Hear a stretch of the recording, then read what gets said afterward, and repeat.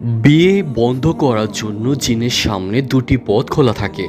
যদি সে মেয়েটির শরীরে প্রবেশ করতে পারে, তাহলে সে বিয়ের প্রস্তাব নিয়ে আসা প্রতিটি ছেলের ব্যাপারে তাকে বিরক্ত ও রাগান্বিত করে তোলে এবং জাদুগ্রস্ত মেয়ের মাধ্যমে বিয়ের প্রস্তাব নাকচ করে দেয়।